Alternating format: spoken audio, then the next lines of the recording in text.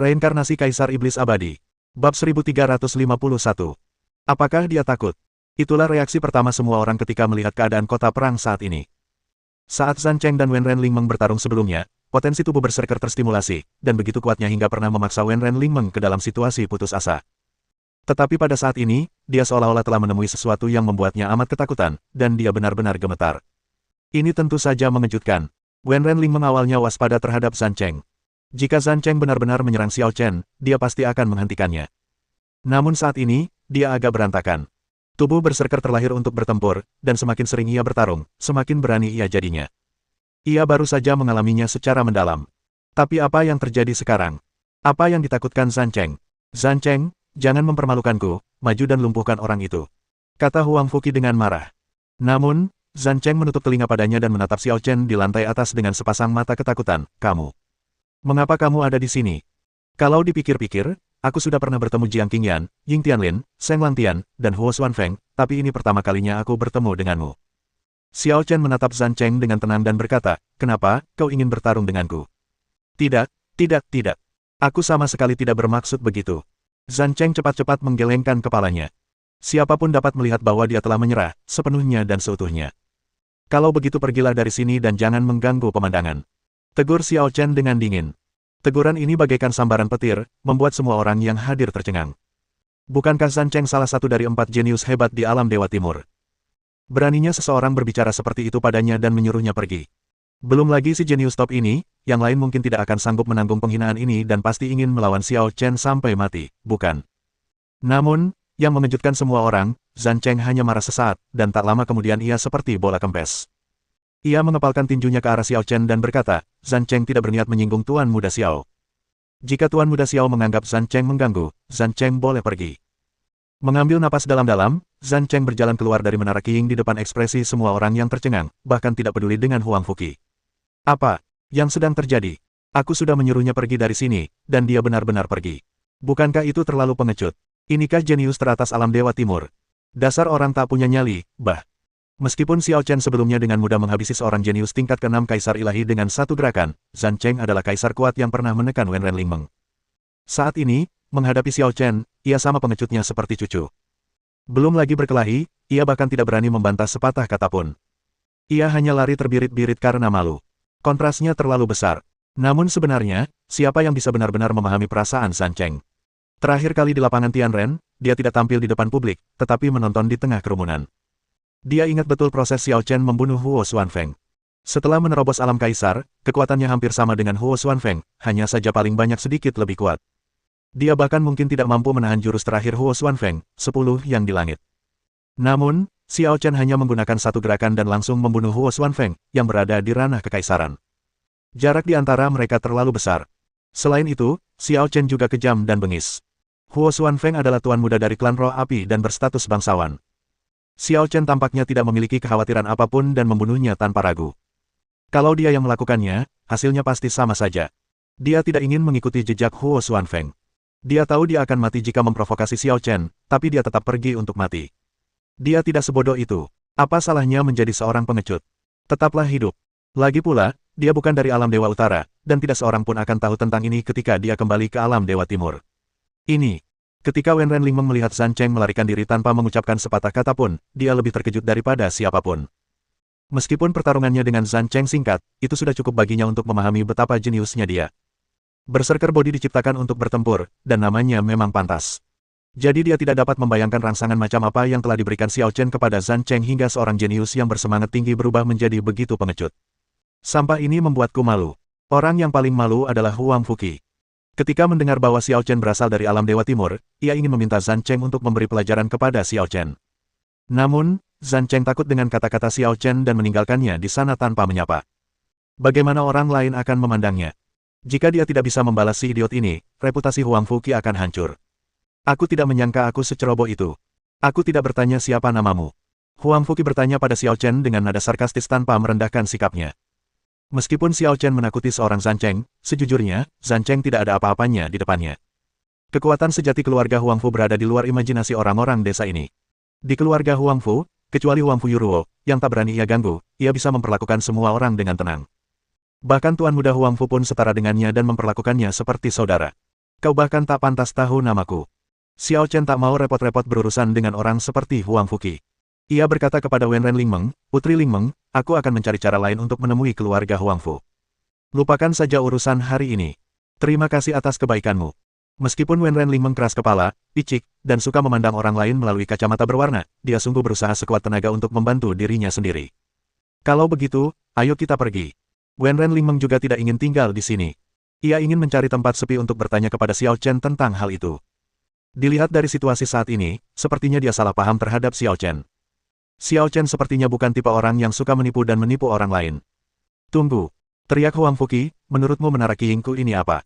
Kau boleh datang dan pergi sesukamu. Huang Fuqi, apa maksudmu? Wenren Lingmeng bertanya dengan marah.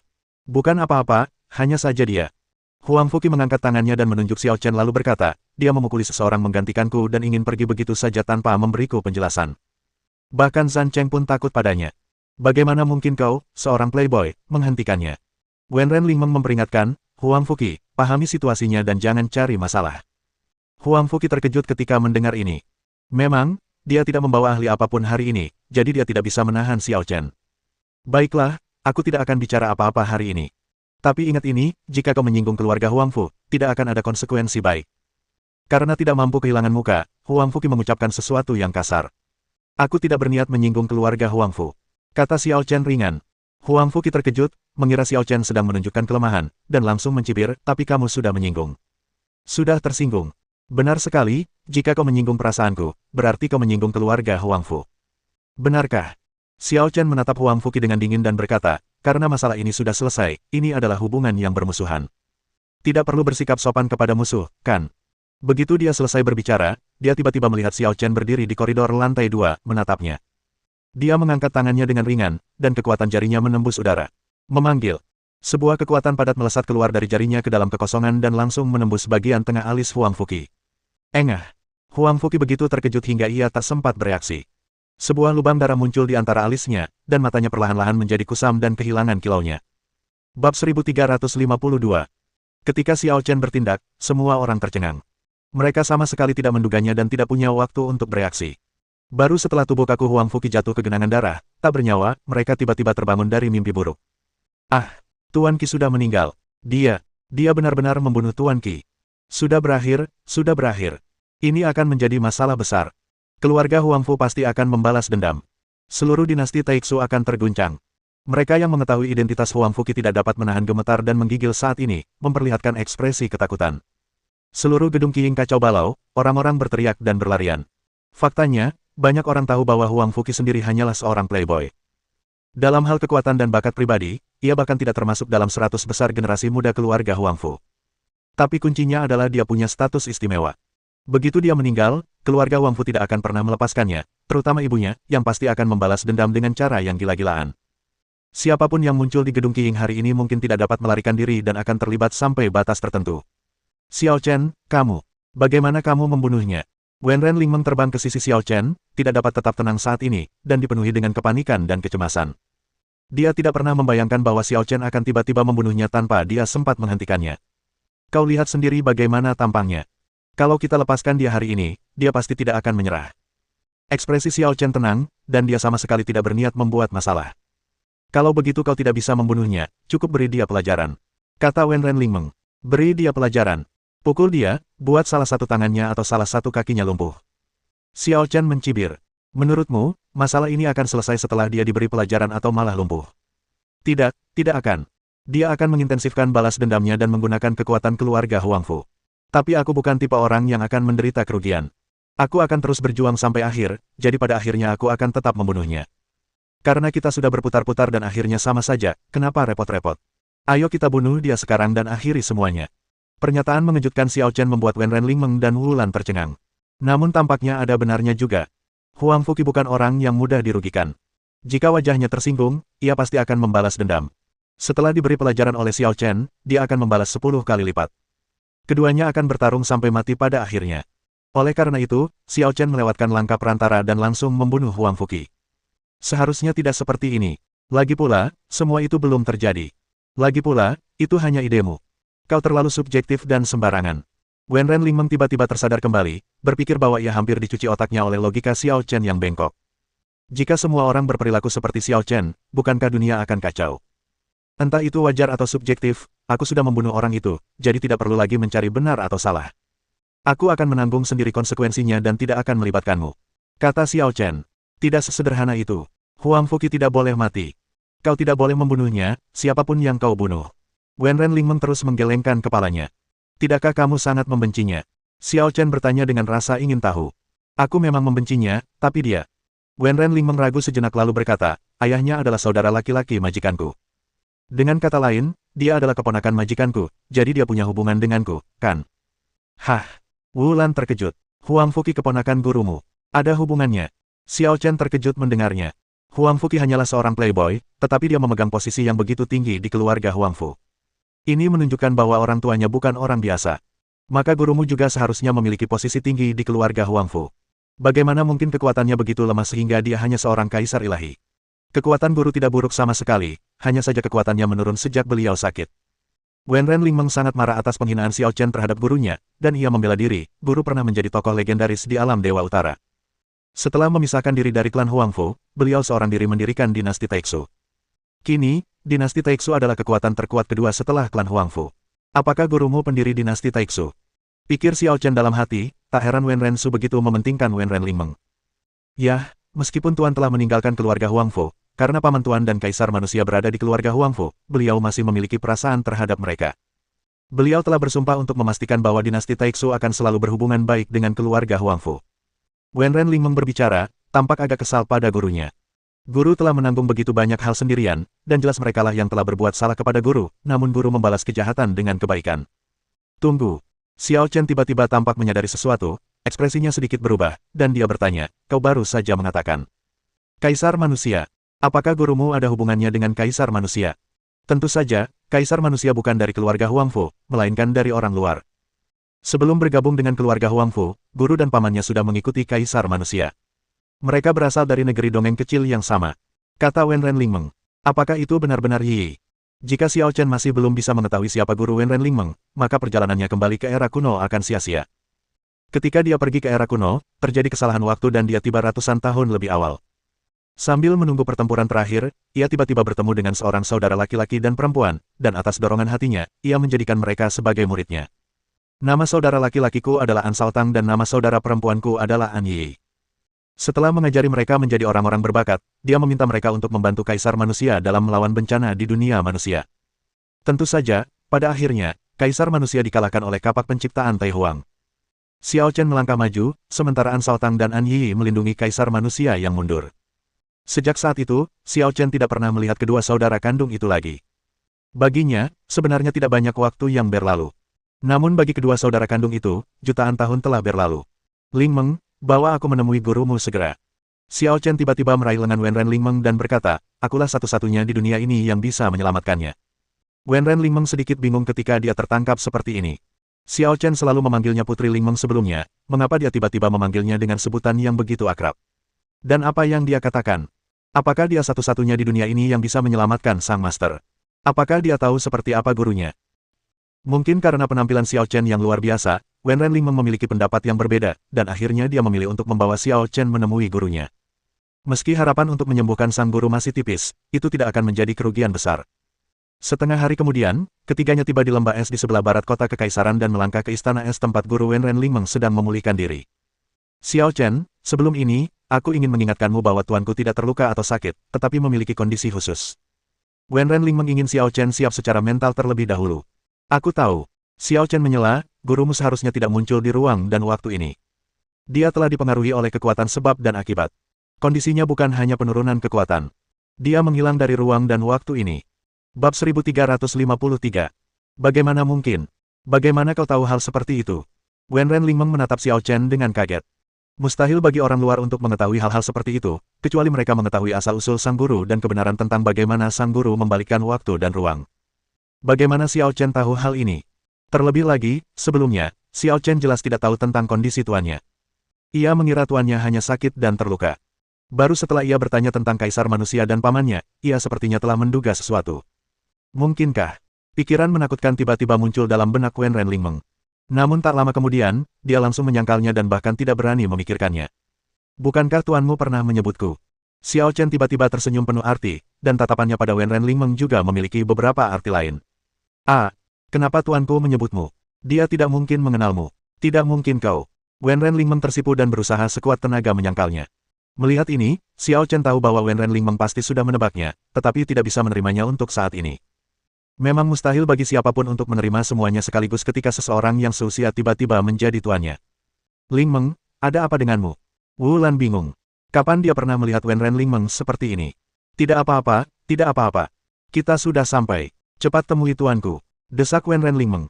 Meskipun dia tidak bisa menerima identitas Xiao Chen untuk sementara waktu, dia sebenarnya memiliki harapan yang tidak dapat dijelaskan di dalam hatinya. Reimu, apakah itu kamu? Apa kamu membawa teman ke sini?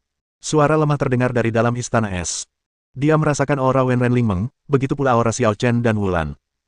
Ketika Xiao Chen mendengar suara itu, dia bergegas masuk ke istana es dan melihat wanita berpakaian hijau duduk di atas hamparan es. Siapa kamu?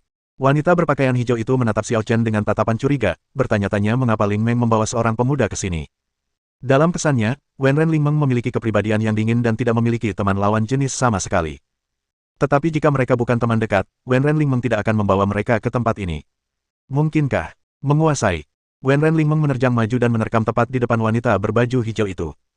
Reimu, beritahu tuan siapa pahlawan muda ini. Tanya wanita berbaju hijau itu bercanda.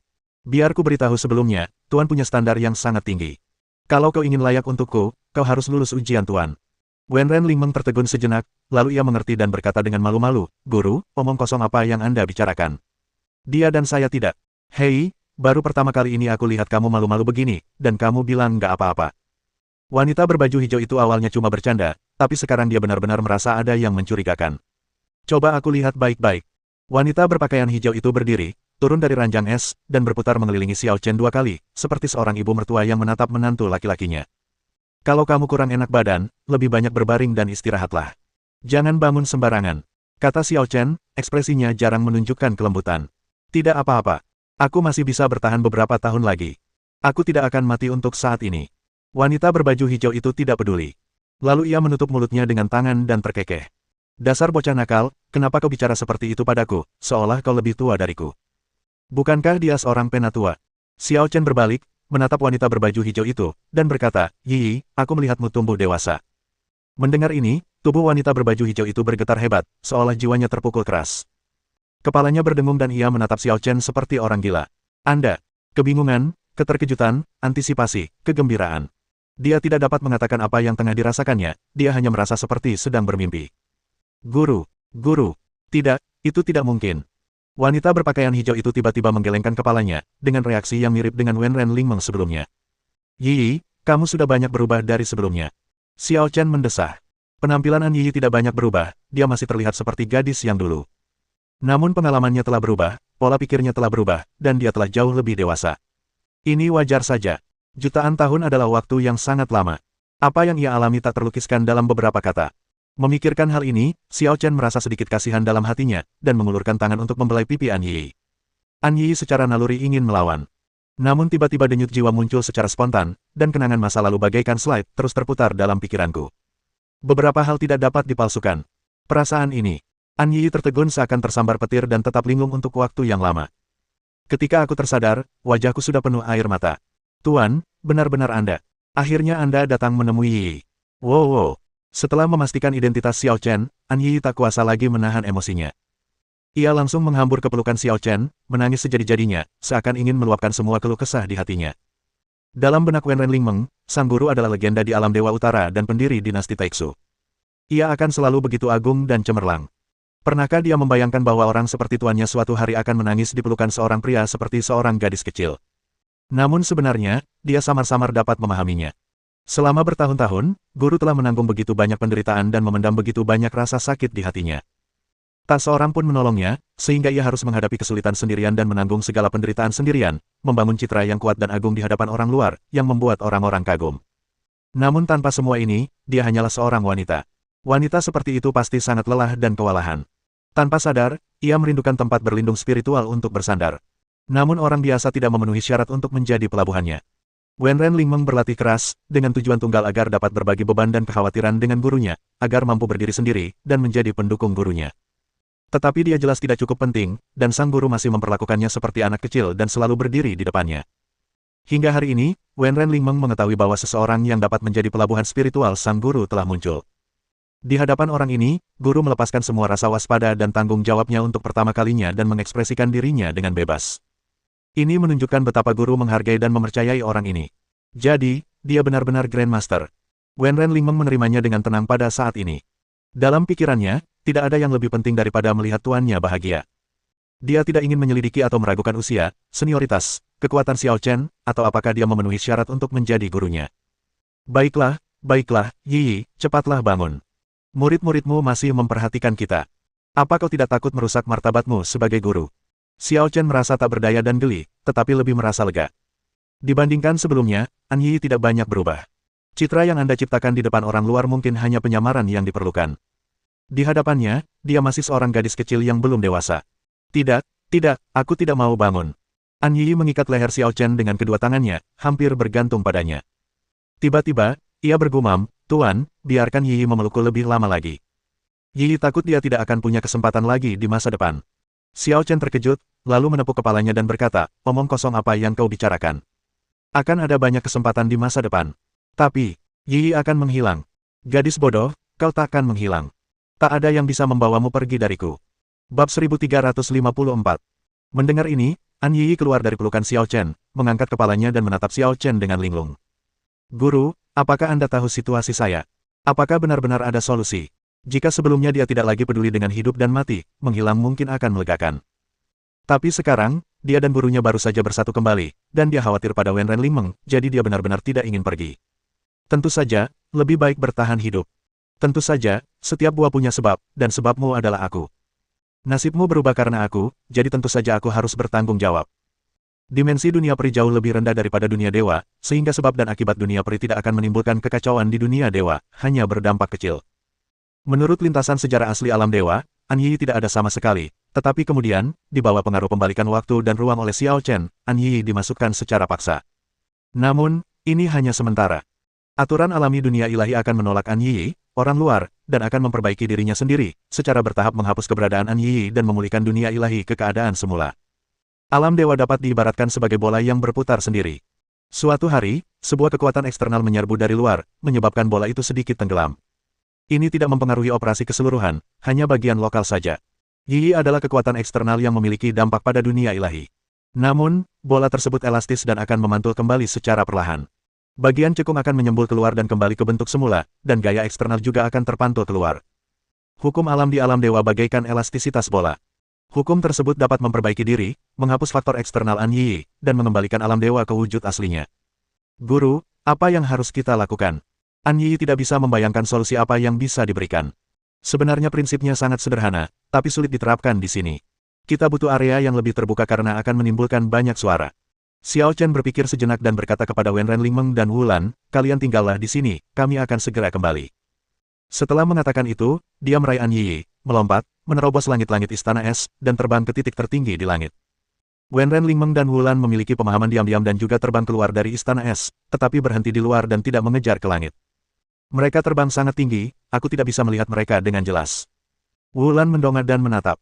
Penglihatannya dapat melihat setidaknya ratusan ribu meter tingginya, tetapi saat ini, Xiao Chen dan An Yi tidak lagi terlihat. Semoga ada jalan. Wenren Lingmeng sedikit khawatir. Meskipun Xiao Chen tampak penuh percaya diri, dia tidak berani bergembira terlalu cepat, karena takut semuanya akan sia-sia pada akhirnya. Lingmeng, mengapa gurumu memanggil Xiao Chen Tuan? Wulan sudah lama memikirkan pertanyaan ini dan tak dapat menahan diri untuk bertanya. Tuan Lingmeng memang sosok yang hebat, tapi di depan Xiao Chen, dia bertingkah seperti gadis kecil.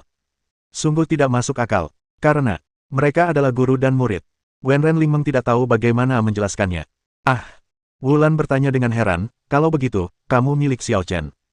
Aku seharusnya memanggilnya Grandmaster, kata Wenren Lingmeng sambil tersenyum kecut. Ya ampun, ini di luar kendali. Dia lebih muda dari kita. Wulan tidak dapat membayangkan segalanya akan begitu dramatis. Xiao Chen sebenarnya adalah Master Wenren Lingmeng. Tuhan sungguh suka bercanda. Pada ketinggian lebih dari 1 juta meter, melihat sekeliling, Anda akan melihat kekosongan tanpa batas dan tidak ada makhluk hidup. Tempat ini tepat sekali. Yi, kau tak perlu melakukan apapun. Berdiri saja di sana dengan patuh. Serahkan semuanya padaku. Kata Xiao Chen lembut, jangan khawatir, ini akan segera berakhir. Ya, An Yi mengangguk dengan sungguh-sungguh. Xiao Chen adalah orang yang paling dia percaya dan hormati di hatinya, bahkan kaisar manusia tidak dapat dibandingkan dengannya. Meskipun waktu yang dihabiskannya bersama Xiao Chen hanya sepersekian dari waktu yang dihabiskannya bersama kaisar manusia, beberapa hal, beberapa orang, dan beberapa perasaan tidak dapat diubah oleh lamanya waktu. Kalau begitu, mari kita mulai. Xiao Chen mundur 2 langkah, dan seni penciptaan Hongmeng di tubuhnya mencapai puncaknya. Sebuah sajak tahu misterius muncul dari tubuhnya, yang dapat berkomunikasi dengan langit, bumi, dan alam. Gemuruh. Suara guntur yang tumpul bergemuruh, seolah-olah aturan surga beresonansi dengan sajak dao di sekitar Xiao Chen. Seperti disebutkan sebelumnya, situasi An Yi dapat dibandingkan dengan kekuatan eksternal yang menghantam bola dan menyebabkan penyok. Saat penyok itu diperbaiki, An Yi akan terpental keluar karena dia hanya menempel pada permukaan bola dari awal hingga akhir. Namun bagaimana jika An Yi memasuki bola tersebut? Dengan cara itu, An Yi akan menjadi bagian dari bola itu, depresi akan dipulihkan, dan dia akan tetap ada. Yang perlu dilakukan Xiao Chen adalah terus menerapkan kekuatan eksternal untuk membantu An Yi memasuki bola itu.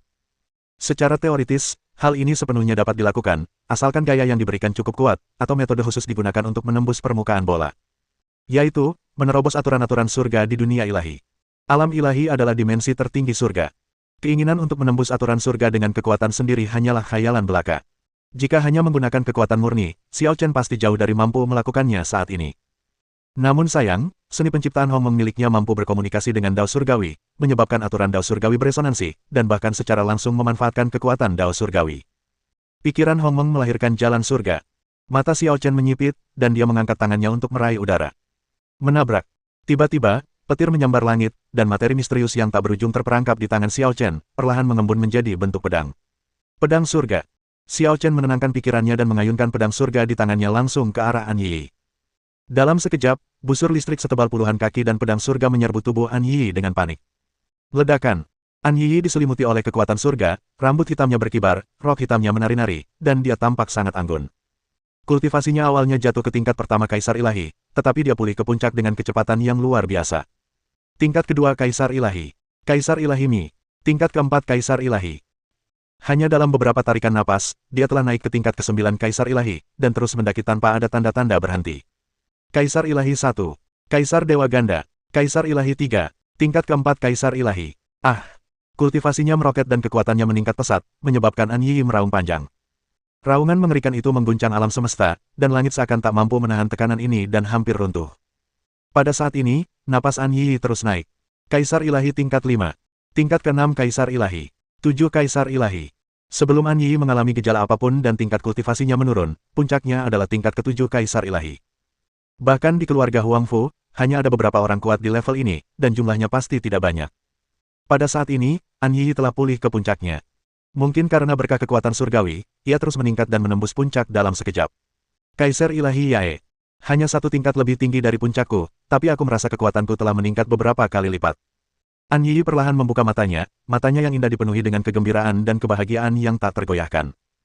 Kecemasan yang selama ini menggelayuti hatinya pun sirna, dan ia dapat merasakan bahwa dirinya benar-benar telah terlahir kembali dan benar-benar diterima oleh aturan-aturan dunia dewa. Bab 1355. Master. An Yi berlari ke arah Xiao Chen dengan gembira, mata indahnya dipenuhi air mata. Bagaimana? Bagaimana rasanya? Xiao Chen membelai rambut hitamnya sambil tersenyum. Rasanya seperti terlahir kembali. Aku merasa sangat bahagia. An Yi tersenyum di sela-sela tangisnya, dipenuhi rasa bahagia. Pada saat ini, dia seakan kembali ke masa-masa awal, ketika hanya ada dia, saudara laki-lakinya dan tuannya, tanpa beban dan bebas. Bagus, ayo turun. Muridmu mungkin masih khawatir, kata Xiao Chen sambil tersenyum. Seorang Yi mengangguk. Namun tiba-tiba, dia seperti menyadari sesuatu, jantungnya berdebar kencang, dan dia menatap tajam ke ujung langit. Tidak ada apa-apa di sana, tidak ada sama sekali. Apakah kamu menyadarinya? Tanya Xiao Chen. Sepertinya, ada seseorang yang memata-matai kita. Jangan pedulikan hal-hal semacam itu, kata Xiao Chen. Setelah Xiao Chen mengatakan ini, An Yi tidak memikirkannya lagi. Keduanya kembali ke tanah dari ketinggian. Menguasai. Wenren Lingmeng adalah orang pertama yang maju ke depan, dan dengan suara gemetar, dia bertanya dengan gelisah, bagaimana? Bagaimana? Guru baik-baik saja. An Yi juga merasa sedikit lebih kasihan terhadap Wenren Lingmeng, seperti halnya rasa kasihan Xiao Chen padanya. Selama ini, jika Wenren Lingmeng tidak ada di sisinya, dia tidak akan punya apa-apa dan akan mati kesepian. Benarkah? Wenren Lingmeng menangis bahagia. Ia menatap Xiao Chen, penuh rasa syukur sekaligus bersalah, lalu berkata, terima kasih. Terima kasih. Xiao Chen benar-benar bisa menyelamatkan tuannya, tetapi dia selalu menolak Xiao Chen. Jika Xiao Chen tidak senang dan pergi, bukankah satu-satunya kesempatan untuk menyelamatkan tuannya telah direnggut olehnya? Bukankah itu berarti dia secara tidak langsung membunuh tuannya? Kita semua adalah keluarga, tidak perlu berterima kasih satu sama lain, sepertinya terlalu formal. Kata Xiao Chen. Ling Meng, gurumu sangat mudah diajak bicara, jadi jangan terlalu menahan diri. Kata An Yi sambil tersenyum. Yi, di mana saudaramu? Xiao Chen tiba-tiba bertanya dengan serius. Faktanya, dia melihat masalahnya sejak awal. An Yi berada dalam situasi ini, dan An Shaotang tidak ada di sisinya untuk menjaganya. Semua tanda menunjukkan bahwa An Shaotang masih berada di keluarga Huangfu, dan baik-baik saja dan memiliki status yang sangat tinggi, yang membuat Xiao Chen sangat marah. An Shaotang dan An Yi, saudara kandung, tumbuh tanpa ayah dan ibu dan bergantung satu sama lain untuk bertahan hidup. Sebelum bertemu An Yi, mereka menggali akar pohon bersama untuk memuaskan rasa lapar mereka. Mungkinkah An Shaotang begitu kejam hingga meninggalkan ikatan emosional semacam ini? Kakak. An Yi ragu-ragu, kakak sedang memulihkan diri di keluarga Huangfu. Situasinya pasti mirip denganku, jadi dia tidak punya waktu untuk berpisah. Bukan begitu. Kata Wenren Lingmeng dengan geram, kondisi guru memang jauh lebih baik, tapi dia sama sekali tidak peduli dengan hidup atau mati guru. Reimu, berhenti bicara yang tidak masuk akal. Teriak seorang Yi. Guru, saya tahu Anda khawatir tentang ikatan keluarga dan takut Grandmaster akan marah dan akan menyusahkan paman Grandmaster. Wenren Lingmeng berkata, tapi itu tak terelakkan. Huang Fuqi dibunuh oleh Grandmaster. Apa? An Yi terkejut. Tuan, Anda membunuh Huang Fuqi. Apakah Huang Fuqi benar-benar putra kakakmu? Xiao Chen mendengus dingin, dia bisa mengajari bajingan seperti itu dan tidak peduli dengan hidup atau matimu. Sepertinya dia sudah banyak berubah selama bertahun-tahun. Saat mengajar An Shaotang dan An Yi, ia merasa An Shaotang lebih stabil dan rasional, sementara An Yi lebih emosional. Ia hanya memberitahu An Shaotang beberapa hal penting dan tidak memberitahu An Yi, agar An Shaotang dapat lebih memperhatikan An Yi. Tanpa diduga, setelah bertahun-tahun, An Shaotang dan An Yi telah melangkah ke dua ekstrim, bahkan berpisah dan menjadi orang asing. Kakakku, hanya punya keluarga sendiri, dan keluarga adalah hal terpenting dalam banyak hal. An Yi menjelaskan dengan suara rendah. Xiao Chen melihatnya dan merasa semakin kasihan dalam hatinya. Bahkan sekarang, An Yi masih berbicara baik tentang An Shaotang. Memiliki keluarga bukan alasan untuk mengabaikan adikmu, yang telah bersamamu sejak kecil. Tanya Xiao Chen, ada apa? Mendengar ini, An Yi menghela napas dan berkata, sebenarnya, aku juga salah. Saat itu, Kaisar Manusia dan aku dikirim ke alam Dewa Utara oleh naga leluhur kekosongan besar. Kami hidup di masa yang sangat sulit untuk waktu yang lama. Kultivator manapun di sini jauh lebih kuat daripada kami. Ketika seseorang pertama kali tiba di alam dewa, bahkan Kaisar Manusia pada saat itu hanyalah seorang kultivator tingkat rendah. Ia pasti akan diganggu dan berjuang untuk bertahan hidup. Tetapi Xiao Chen tahu bahwa ini hanyalah kesulitan sementara. Siapakah Kaisar Manusia? Ia berada di tanah tandus dunia peri, terkekang di mana-mana, tetapi ia mampu berkultivasi hingga mencapai puncaknya. Ketika ia tiba di dunia dewa, langit begitu tinggi sehingga burung-burung dapat terbang bebas, dan lautan begitu luas sehingga ikan-ikan dapat melompat bebas. Seperti yang diharapkan, An Yi melanjutkan, kemudian, bakat luar biasa Kaisar Manusia terungkap, dan kultivasinya berkembang pesat. Ia secara tak terduga dihargai oleh keluarga Huangfu dan bergabung dengan keluarga Huangfu untuk pelatihan lebih lanjut. Dengan keluarga Huangfu yang menyediakan sumber daya dan lingkungan kultivasi, Kaisar Manusia tak terbendung, bangkit dengan pesat dan momentum yang tak terbendung.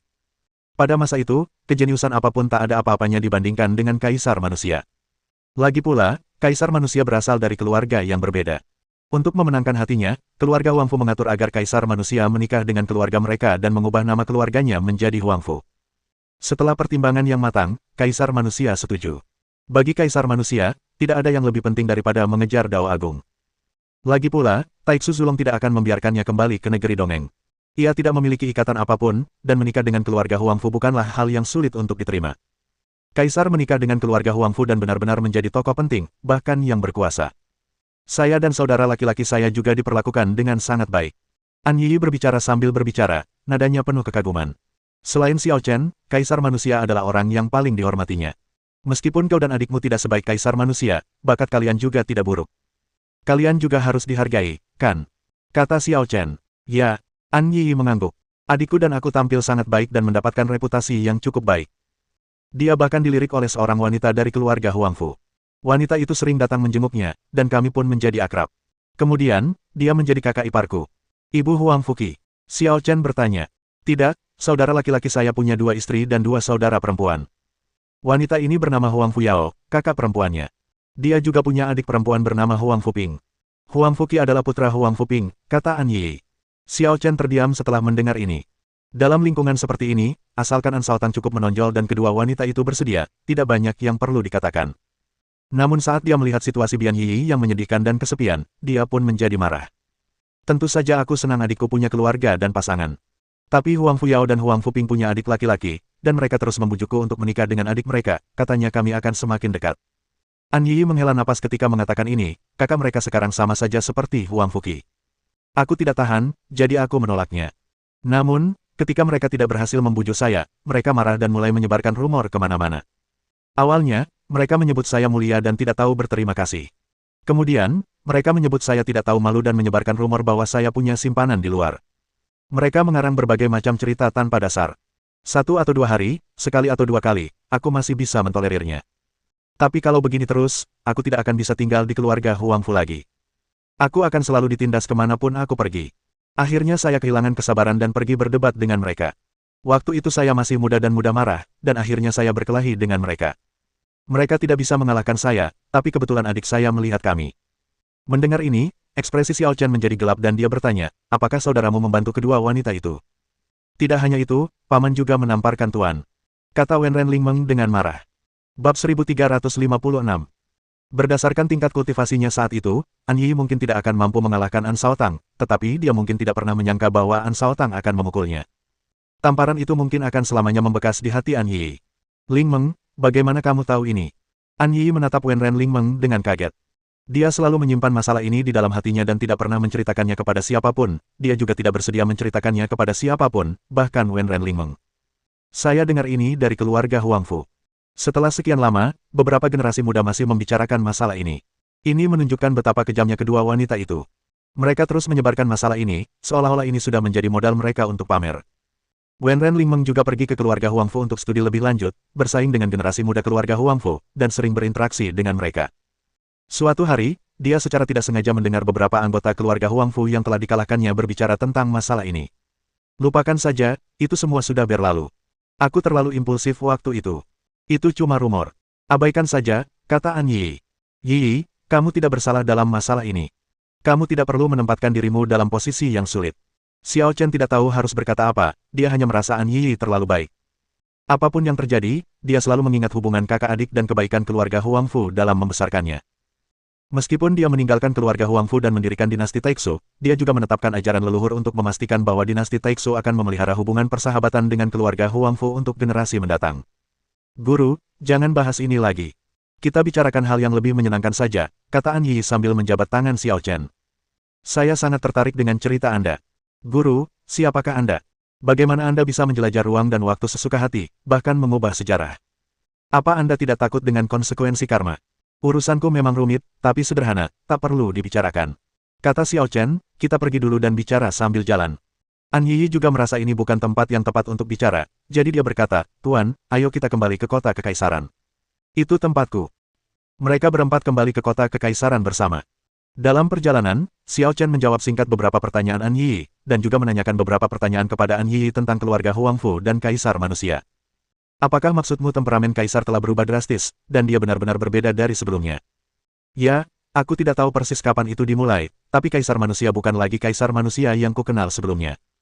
An Yi mendesah, kaisar manusia saat ini memang lebih kuat dari sebelumnya, tapi dia juga telah kehilangan kualitas dan kemanusiaannya yang berharga. Alasan mengapa kaisar manusia dihormati bukanlah karena kekuatannya, tetapi karena pikirannya yang luas yang merangkul dunia dan melindungi semua makhluk hidup. Pada zaman dahulu kala, ia menyatukan dunia manusia dengan kekuatan dan membawa umat manusia ke puncak, tetapi ia tidak membantai ras iblis dan ras lainnya, memberi mereka ruang untuk bertahan hidup. Dia pernah menjadi kaisar manusia, dan dia berterima kasih kepada keluarga Huang Fu.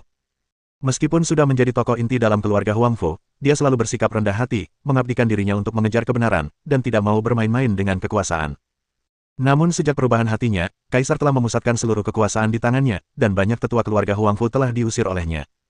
Sekarang di keluarga Huang Fu, tak seorang pun berani menentang kata-katanya. An Yi mengatakan ini sambil menggelengkan kepalanya berulang kali. Dia tidak tahu bagaimana cara menilai perilaku kaisar manusia. Berbicara tentang bencana, keluarga Huang Fu sebenarnya lebih makmur daripada sebelumnya di tangan kaisar manusia. Banyak anggota keluarga Huang Fu yang berpangkat tinggi secara bertahap telah diyakinkan oleh kaisar manusia, dan telah mengakui status uniknya. Namun, Kepribadian, metode, dan cara kaisar manusia dalam menangani segala sesuatunya benar-benar berbeda dari sebelumnya, dan dia seperti dua orang yang sangat berbeda. Kaisar manusia mungkin memang memiliki kemampuan kepemimpinan. Ia adalah pemimpin dunia manusia pada awalnya, itulah sebabnya ia memiliki gelar kaisar manusia. Namun, saat itu, ia dipaksa oleh situasi.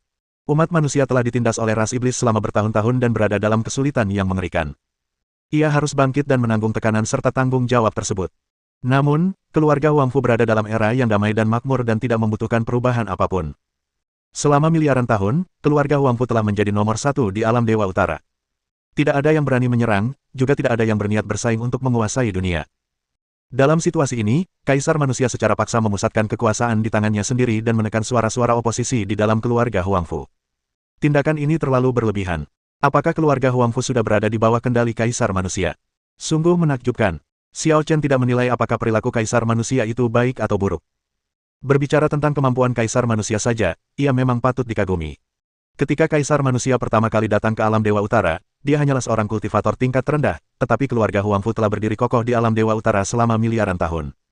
Namun kini, kaisar manusia telah menjadi pemimpin keluarga Huangfu dan orang terkuat di keluarga Huangfu. Barangkali, dia juga orang terkuat di seluruh alam ilahi empat arah. Guru, apakah Anda tidak punya perasaan? Tanya An Yi. Kalau aku tidak salah, kaisar manusia yang kau temui memang bukan kaisar manusia yang asli. Maksudku, ada dua kaisar manusia di dunia ini. Kata Xiao Chen. Apa?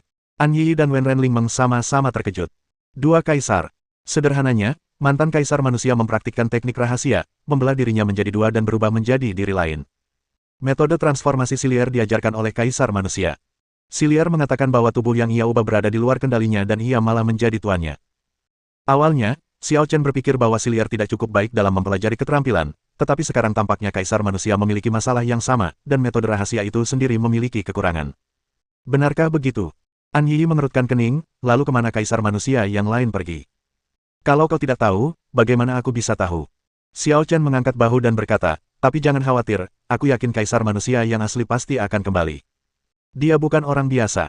Saat mereka berbicara, mereka berempat telah tiba di kota kekaisaran dan hendak terbang langsung ke istana. Namun tiba-tiba satu regu yang terdiri dari hampir 100 pengawal kerajaan dengan cepat mengepung keempat orang itu. Garda kerajaan adalah pasukan elit dinasti, dilengkapi dengan baju zirah dan senjata tercanggih. Tingkat kultivasi mereka setidaknya setara dengan seorang dewa ilahi, dan ada 7 atau 8 kaisar ilahi di antara mereka. Tentu saja, Wen Renlingmeng dapat dengan mudah menangani situasi seperti ini sendirian. Kehadiran garda kerajaan seharusnya hanya sekadar menunjukkan momentum dan kemegahan. Orang yang sebenarnya ingin mempersulit mereka adalah orang lain. Pengawal kekaisaran. Apa kalian semua gila? Wen Renlingmeng melangkah maju dengan marah dan berteriak, siapa yang memberimu keberanian? Pengawal kerajaan adalah pengawal eksklusif keluarga kerajaan. Kurasa tak ada orang lain yang bisa memerintahkan mereka untuk mengepungmu, Tuan Putri, kata Xiao Chen. Ayah. Ekspresi Wen Renlingmeng menjadi gelap. Wen Rensuan, keluar dan temui aku. Teriak seorang Yi. Wen Rensuan, kaisar dinasti Taixu saat ini, dan ayah dari Wen Renlingmeng. An Yi selalu sendirian, tidak pernah menikah, dan tentu saja tidak memiliki anak. Meskipun dia mendirikan dinasti Taixu, dia tidak memiliki hubungan darah dengan dinasti tersebut. Wen Rensuan, raja ke-174 dinasti Taixu, memberi salam kepada leluhur agung. Seorang pria agung berjubah kuning terbang dari arah istana kekaisaran. Ia memiliki aura yang kuat, melangkah ke udara, dan membungkuk hormat kepada An Yi. Bab 1357. Kau masih ingat memanggilku Grandmaster? An Yi memarahi dengan marah, apa maksudmu sekarang? Grandmaster, Wen Rensuan tidak ingin mempermalukanmu, apalagi Ling Meng. Ini terutama untuknya. Wen Rensuan menunjuk Xiao Chen dan berkata, ini untuknya. Jika kau berani menyentuhnya, hukumannya akan lebih berat daripada menyentuhku. An Yi sangat marah. Mendengar ini, Wen Rensuan mengerutkan kening dan bertanya, apakah Taizu tidak tahu bahwa dia membunuh Huang Fuqi? Aku tahu, kata An Yi, lalu kenapa? Grandmaster, bukankah Anda selalu meminta kami untuk berteman dengan keluarga Huangfu? Lagi pula, Huang Fuqi adalah keponakan Anda. Mengapa Anda sekarang? Wen Rensuan sedikit bingung dengan sikap An Yi. Bukan rahasia lagi bahwa keluarga Huangfu berhutang budi kepada An Yi. Meskipun dia meninggalkan keluarga Huangfu, An Yi selalu setia pada keluarga Huangfu. Telah berkali-kali anak-anak keluarga Huangfu menimbulkan masalah dalam kekaisaran, dan An Yi selalu memilih untuk menuruti mereka dan tidak pernah menghukum mereka. Tetapi jika ada anggota keluarga kerajaan yang memprovokasi keluarga Huangfu, dia pasti akan menerima hukuman yang paling berat. Kali ini, Huang Fuqi, yang memegang posisi penting dalam keluarga Huangfu, terbunuh. Seluruh keluarga Huangfu pasti terkejut. Mengapa An Yi memihak si pembunuh? Kalian tidak perlu banyak bertanya. Aku akan mengurus masalah Huang Fuqi. Keluarkan orang-orang kalian, teriak An Yi. Memobilisasi pasukan sebesar itu tidak pantas. Di depan orang luar, terutama di depan keluarga kerajaan Taixu, An Yi memiliki keagungan mutlak, yang sangat berbeda dari sikap gadis kecil itu di depan Xiao Chen. Ini, Wen Rensuan menghormati An Yi dan ragu sejenak. Haha, Yi, setelah bertahun-tahun, kamu masih tetap menawan seperti biasanya. Tiba-tiba terdengar suara tawa terbahak-bahak, tekanan suara yang dahsyat bagaikan ombak yang mengamuk atau serigala ganas yang seakan-akan menyambar siapa saja. Wen Renlingmeng hanya merasakan darah dan energi dalam tubuhnya bergejolak, dan tanpa sadar mundur beberapa langkah. Adapun Wulan dan para pengawalnya, yang kultivasinya lebih lemah, mereka menderita dampak yang lebih besar dan hampir terhempas. Sungguh tekanan suara yang kuat. Mata indah Wen Renlingmeng bergetar, dan dia mendongak dan menatap ke arah istana kekaisaran. Di sana, dua sosok datang dari jauh dan terbang cepat. Salah satu pemuda itu tidak lain adalah pangeran keempat Wen Rensu. Orang tua lainnya tidak dikenal, tetapi auranya panjang dan bertahan lama, seolah-olah ia dapat menelan gunung dan sungai serta menutupi matahari dan bulan. Tidak diragukan lagi bahwa orang yang berbicara tadi adalah dia. Kaisar ilahi tingkat 8, bahkan lebih kuat dari guru di masa jayanya. Pupil mata Wen Renlingmeng sedikit mengecil, dan dia merasa gelisah di dalam. Orang tua itu tidak menyembunyikan apapun dan sangat menonjol, sehingga dia langsung mengetahui wilayah kekuasaannya. Di masa jayanya, guru baru berada di level ke-7 Kaisar Ilahi. Bahkan jika ia pulih, ia mungkin tidak akan sebanding dengan orang ini. Huang Fucheng, apakah itu kamu? An Yi mengenali lelaki tua itu dan raut wajahnya sedikit berubah, tetapi segera kembali normal. Ia bertanya dengan dingin, apa yang kamu lakukan di sini? Tidak lebih dari 2 tangan orang kuat di atas tingkat ke-7 Kaisar Ilahi di seluruh keluarga Huang Fu, dan masing-masing dari mereka adalah makhluk super yang memimpin suatu era. Huang Fucheng berasal dari generasi yang lebih tinggi daripada An Yi dan Kaisar Manusia. Ketika mereka pertama kali bergabung dengan keluarga Huang Fucheng sudah menjadi legenda dalam keluarga Huang Fu. Huang Fucheng bahkan memberikan bimbingan kepada An Yi dan An Shaotang. Yi, setidaknya panggil aku senior. Kenapa kamu begitu kasar? Kata Huang Fucheng serius. Kalau kamu datang ke sini dengan tulus, aku akan memperlakukanmu dengan tulus. Tapi melihat sikapmu, kamu mungkin akan merepotkanku, jadi kenapa aku harus berpura-pura tulus? Kata An Yi. Yi, aku tidak pernah bilang akan merepotkanmu, tapi kau harus menyerahkan pembunuh Huang Fuqi hari ini juga. Kata Huang Fucheng, kau bibi Huang Fuqi, dan kau malah melindungi pembunuhnya. Biarkan Huang Fuqi, si pengecut itu, mati saja. Mungkin itu hal yang baik untuk reputasi keluarga Huang Fu. Kata An Yi. Brengsek. Kata Huang Fucheng dengan suara berat, Yi, aku tak percaya kau bisa berkata begitu. Apa kau begitu picik dan masih menyimpan dendam padaku di masa lalu? Jika aku masih menyimpan dendam atas apa yang terjadi saat itu, aku pasti sudah memutuskan semua hubungan antara dinasti Taixu dan keluarga Huang Fu sejak lama. Sebaliknya, Huang Fuping dan Huang Fuyao terus memfitnahku dengan jahat hingga hari ini. Aku tidak akan pernah menoleransi ini lagi. An Yi mendengus. Yi, jangan sampai membahayakan dirimu sendiri, kata Huang Fucheng. Aku sudah tahu tentang situasimu dan Shaotang dari Kaisar Manusia. Jika kau tidak bertindak, bukan hanya kekuatanmu akan menurun, tapi kau juga akan lenyap dari dunia ini. Terbukti bahwa dunia rahasia keluarga Huang Fu dapat menunda gejala Shaotang. Jika kau dengan tulus mengakui kesalahanmu kepada kedua wanita itu dan bersumpah setia selamanya kepada Kaisar, mungkin dunia rahasia keluarga Huang Fu akan terbuka untukmu. Itu tidak perlu. An Yi tersenyum dingin, dan tiba-tiba sosoknya berkelebat, menari dalam pakaian hijau. Huang Fucheng tertegun dan menyadari bahwa sebuah tangan lembut dan ramping berada tepat di depannya. Merasa terancam, tanpa sadar dia mengerahkan tenaganya dan menyentuh telapak tangannya dengan tangan ramping itu. Peng! Huang Fucheng hanya merasakan darah dan energi di tubuhnya tiba-tiba terguncang dan melonjak, dan tubuhnya terbang mundur tak terkendali. Adegan itu sungguh mengejutkan. Kecuali Xiao Chen, semua orang yang hadir, termasuk Wen Rensuan, Wen Rensu, Wen Renlingmeng, dan para pengawal istana, menunjukkan ekspresi tak percaya. An Yi benar-benar menjatuhkan Huang Fucheng, yang berada di level ke-8 Kaisar Ilahi, hanya dengan satu telapak tangan. Bagaimana mungkin? Guru. Setelah terkejut, Wen Renlingmeng tidak bisa menahan perasaan terkejutnya. Tampaknya Xiao Chen tidak hanya menyembuhkan gurunya, tetapi juga membantu gurunya melangkah lebih jauh dan melampaui puncak. Grandmaster. Kekuatan Grandmaster sudah pulih. Wen Rensuan juga bersemangat, ekspresinya penuh dengan fanatisme. Alasan dia menyerah kepada Huang Fucheng adalah karena dia tahu bahwa kekuatan An Yi telah menurun, dan tidak ada tuan di keluarga kerajaan yang dapat bersaing dengan Huang Fucheng, belum lagi Huang Fucheng memiliki keluarga Huang Fu di belakangnya. Namun, tak diragukan lagi ia sangat menghormati An Yi.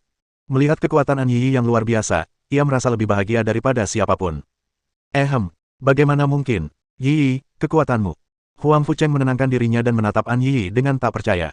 Meskipun dia menanggapi dengan tergesa-gesa dan tidak mempersiapkan diri dengan baik, dia yakin bahwa kekuatan An Yi tidak kalah darinya. Bagaimana ini mungkin? Mungkinkah penyakit An Yi sudah sembuh? Kejutan. An Yi menari dengan anggun dalam balutan pakaian hijau, rambut hitamnya berkibar tertiup angin, memperlihatkan kecantikannya yang tiada taraf. Kau sudah pulih sepenuhnya. Huang Fucheng terkejut. Bagaimana mungkin? Kaisar manusia berkata bahwa tidak ada obat untuk menyembuhkanmu dan Sao Tang di dunia ini, dan hanya metode khusus yang dapat meringankan rasa sakit. Bagaimana kau melakukannya? Hanya karena kaisar manusia tidak bisa melakukannya, bukan berarti tuanku tidak bisa melakukannya. Kata An Yi. Guru. Tanya Huang Fucheng, dari mana kamu mendapatkan gurumu? Mau ku perkenalkan. An Yi menghindar dan mundur ke sisi Xiao Chen. Ia memeluk leher Xiao Chen dengan penuh kasih sayang dan berkata, ini tuanku. Bab 1358. Dia tuanmu. Huang Fucheng merasa otaknya tidak cukup. Meskipun An Yi lebih muda darinya, ia juga merupakan orang kuat legendaris di alam Dewa Utara. Ia seorang diri mendirikan dinasti Taixu dan pernah memimpin sebuah era. Tapi Xiao Chen ini jelas anak laki-laki yang tampan, dan usianya yang sebenarnya tidak diketahui, mungkin bahkan 1000 tahun. Mungkinkah dia guru An Yi? Itu bukan cara bercanda. Tuan Taixu. Ketika Pangeran keempat Wen Rensu melihat An Yi kembali kuat, ia sangat ketakutan. Saat itu, matanya menjadi gelap dan ia pingsan. Dia adalah orang pertama yang memberitahu keluarga Huang Fu tentang pembunuhan Huang Fuqi, dengan niat awal untuk menyanjung keluarga Huang Fu. Namun, melihat situasi saat ini, Huang Fucheng tidak bisa berbuat apa-apa terhadap An Yi. Begitu Huang Fucheng pergi, ia tidak tahu hukuman apa yang akan diterimanya. Yi, kalau sendiri sih nggak apa-apa, tapi kamu harus lebih memperhatikan penampilanmu di depan orang lain. Xiao Chen menarik tangan An Yi tanpa daya. Apa masalahnya? An Yi cemberut dengan acuh tak acuh. Wen Rensuan dan Huang Fucheng tercengang. Mereka tak percaya An Yi bisa bertingkah seperti gadis kecil. Tuan, ekspresi Wen Renlingmeng tampak sedikit tidak wajar. Baiklah, baiklah.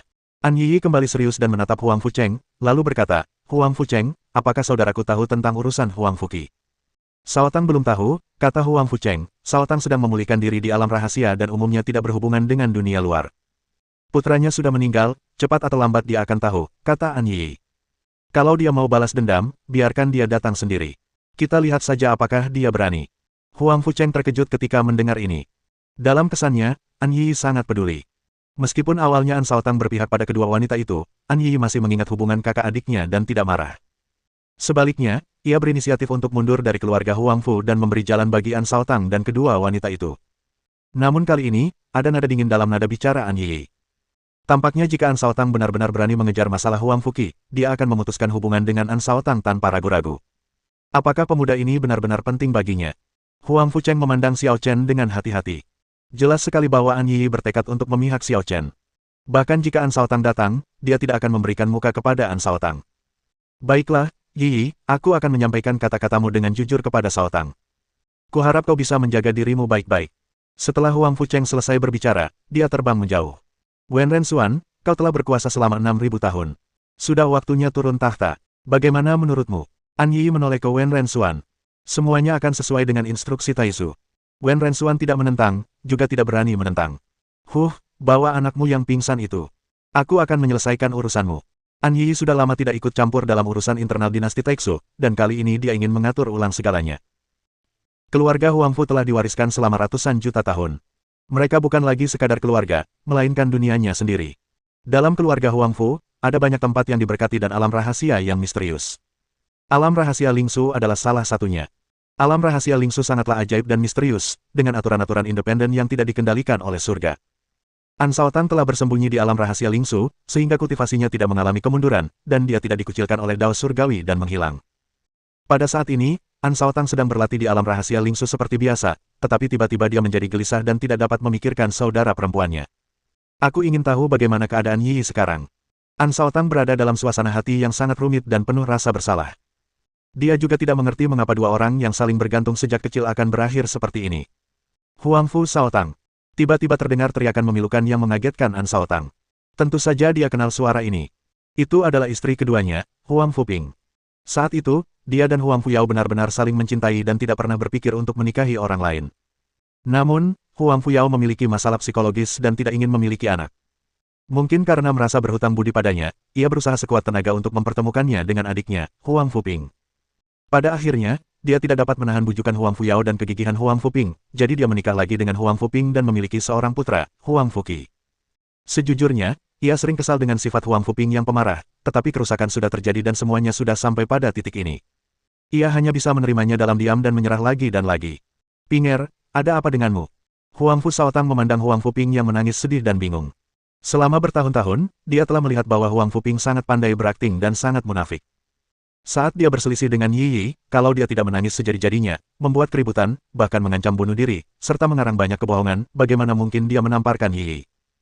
Seringkali, bahkan saat masalahnya hanya sepele, atau bahkan masalahnya sendiri, dia akan menangis dan menjerit, berpura-pura sedih dan merasa dirugikan, sehingga membingungkan penilaiannya dan membuatnya bertindak tidak rasional. Namun, kali ini tampaknya sedikit berbeda. An Shaotang dapat merasakan bahwa Huangfu Ping benar-benar patah hati dan tidak hanya berpura-pura. Shaotang, kata Huangfu Ping dengan mata merah dan bengkak, Kier terbunuh di luar. Apa? An Shaotang tercengang, dan reaksi pertamanya adalah Huangfu Ping sedang bercanda. Dia mengenal karakter Huangfu Qi dengan sangat baik. Di seluruh alam Dewa Utara, jika ada yang berani memprovokasinya, dia akan cukup beruntung untuk tidak menindas orang lain. Tetapi mengingat kepribadian Huangfu Ping, dia bisa menangis sesedih itu, jadi mungkin itu benar. Siapa yang membunuh Kier? Nada bicara An Shaotang menjadi gelap, dan dia juga marah di dalam. Meskipun ia lebih suka tidak menjadikan Huangfu Qi sebagai putranya, bagaimanapun juga, darah lebih kental daripada air. Bohong jika ia mengatakan tidak merasakan kesedihan apapun di hatinya. Anak yang asal-usulnya tak diketahui. Kata Huangfu Ping, Shaotang, aku tak peduli lagi kali ini. Kalau kau berani menghentikanku membalas dendam, aku akan mati di depanmu. Pinger, apa yang kau bicarakan? Kata An Shaotang, lagi pula, Kier adalah putra kandungku. Bagaimana mungkin aku menghentikanmu membalas dendam?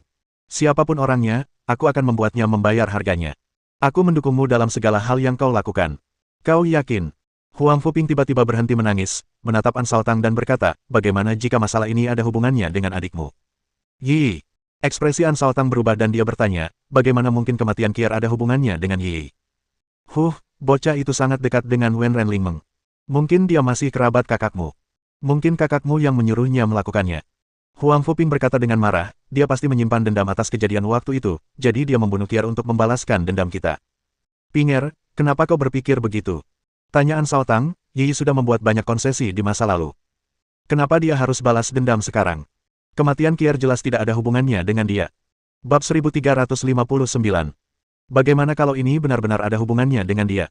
Apa yang akan kau lakukan? Kata Huangfu Ping, aku sudah mengirim Huangfu Cheng untuk menangkap orang itu. Kalau adikmu ikut campur, Huangfu Cheng mungkin tidak akan bisa menyelesaikan tugasnya. Tidak, Yi bukanlah tandingan Huangfu Cheng bahkan pada puncak kekuatannya, belum lagi penurunan kekuatannya saat ini. Tapi adikmu kenal Huangfu Cheng. Kalau dia bertarung sampai mati untuk melindunginya, pasti Huangfu Cheng akan kesulitan menghadapinya, kan? Pinger, apa yang kau pikirkan? An Shaotang berpikir itu omong kosong.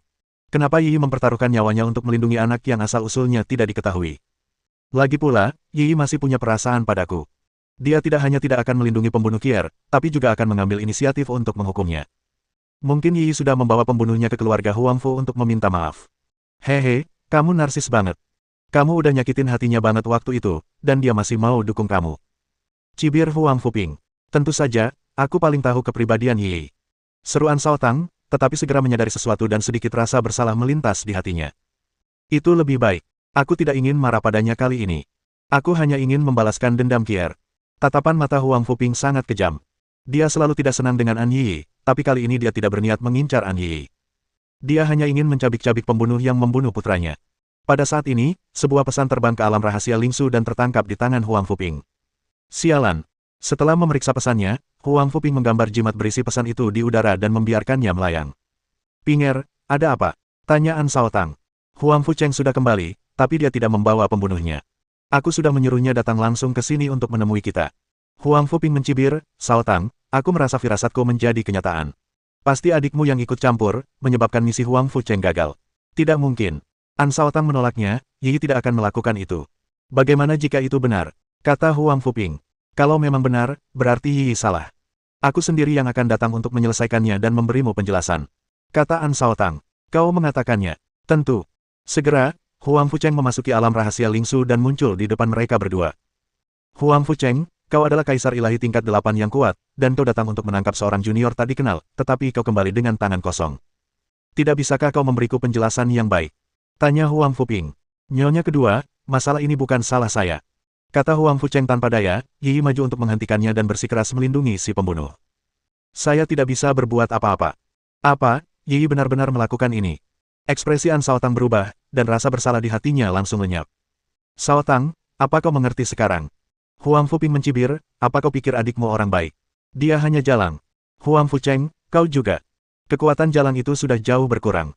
Sekalipun dia melindungimu, kau masih bisa menangkap pembunuhnya dengan paksa. Apa kau masih memikirkan hubungan lama kita? Huang Fucheng mendengar ini dan tersenyum pahit, nyonya kedua, Yi sudah pulih sepenuhnya, dan kekuatannya bahkan telah mencapai level baru. Jika aku melawannya, hasilnya imbang 50-50, dan aku tidak akan mendapatkan hasil yang bagus. Apa katamu? Huang Fuping dan An Shaotang menatap Huang Fucheng dengan kaget. Kekuatannya belum menurun. Kau tidak bisa lolos begitu saja darinya. Itu benar sekali, kata Huang Fucheng dengan serius.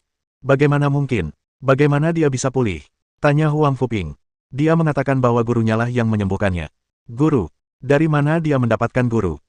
Huang Fuping mengenal An Yi luar dalam, tetapi dia belum pernah mendengar bahwa An Yi memiliki guru.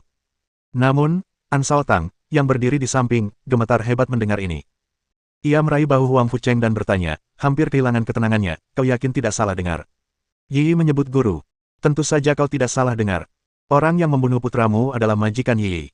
Tapi anak itu masih sangat muda dan seharusnya bukan majikannya. Mungkin dia sengaja mengarangnya. Huang Fucheng Dao. Tidak, itu tidak dibuat-buat. An Shaotang menggelengkan kepalanya berulang kali, seolah-olah dia telah memastikan sesuatu. Siapa yang peduli dengan tuannya atau tidak, Shaotang, apakah kamu ingat apa yang kamu katakan tadi?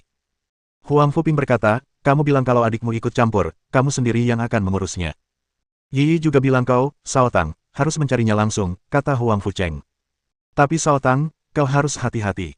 Yi bertekad melindungi pemuda itu. Aku khawatir dia bahkan tidak akan memberimu muka. Kau bukan tandingannya sekarang. Huang Fuping sangat marah ketika mendengar ini, kalau begitu aku akan membiarkan kakekku maju. Apa perempuan jalang itu benar-benar ingin membalikkan keadaan? Ini tidak baik. Senior Sui Dai tidak boleh diganggu. Huang Fucheng teringat kakek Huang Fuping, dan secerca rasa hormat muncul di hatinya.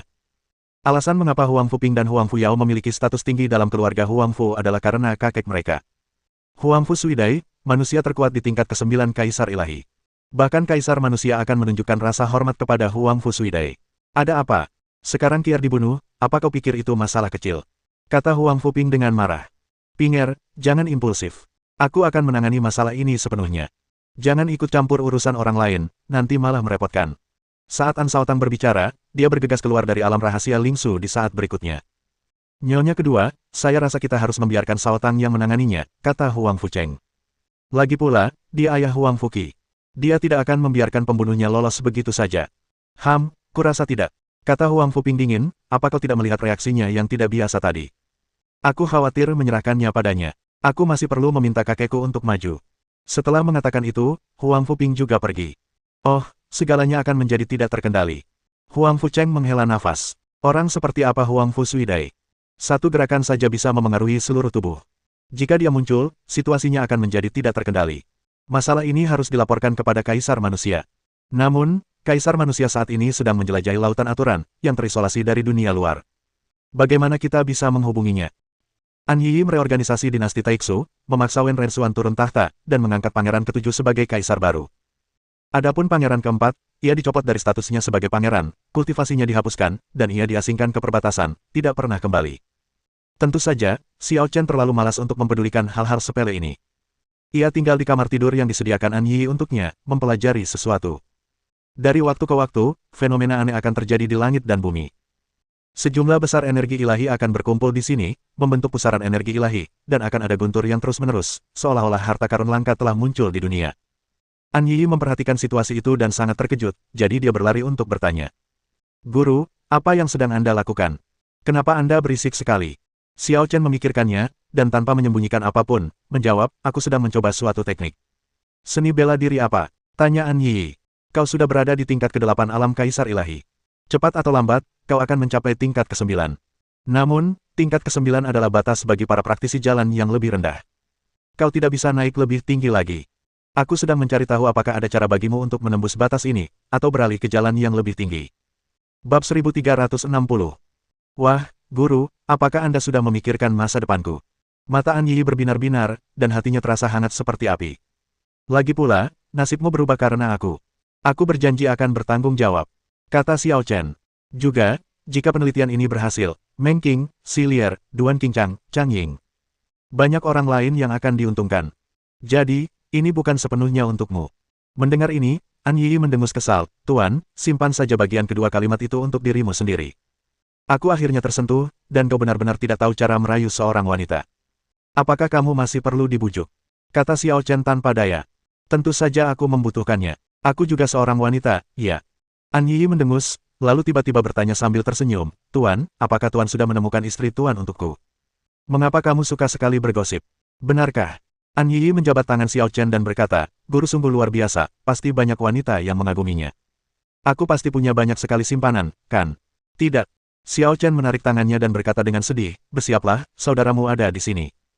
Mendengar ini, An Yi langsung kehilangan suasana bercandanya dan berkata dengan ekspresi serius, Tuan, jika saudaraku berani menyalahkanmu, aku akan melawannya. Dia belum punya nyali. Ayo, kita keluar. Di luar aula, Wen Rensuan sedang menerima An Shaotang. Meskipun Wen Rensuan telah turun tahta, ia masih memegang posisi penting dalam keluarga kerajaan dan harus menangani banyak hal. Melihat Xiao Chen dan An Yi keluar, Wen Rensuan bergegas maju untuk memberi hormat.